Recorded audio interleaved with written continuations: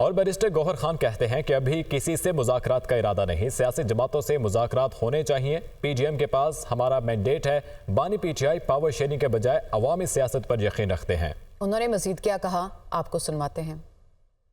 P T I الحمدللہ کوئی انتشار کی شکار نہیں ہے، اختلاف رائے ہوتا ہے اور ہونا چاہیے۔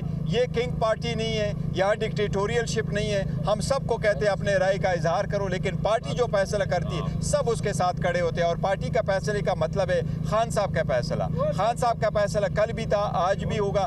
وہ لیڈر ہے، چاہے وہ جیل میں ہو چاہے جیل سے باہر۔ خان صاحب ہمیشہ کہتے ہیں کہ کیپٹن کے پاس یہ اختیار ہے، وہ اپنے کھلاڑی کو کہاں کھلوانا چاہتا ہے، تو اس لیے اٹ از اپ ٹو ہم۔ کسی کے پاس یہ کوئی اختیار نہیں ہے کہ وہ یہ بات کرے کہ جی مذاکرات ہو رہی ہے۔ اگر مذاکرات ہوئی تو وہ ہم آپ کو بتائیں گے، وہ خان صاحب خود بتائیں گے یا میں آپ کو بتاؤں گا۔ سینٹ کا الیکشن کا تنازع ختم ہونا چاہیے، وہ میٹر ہمارا سپریم کورٹ میں۔ کل فائنل نام پبلک اکاؤنٹس کمیٹی کی چیئرمین شپ کا فائنل ہو جائے گا خان صاحب کی طرف سے، انہوں نے یہ کہا۔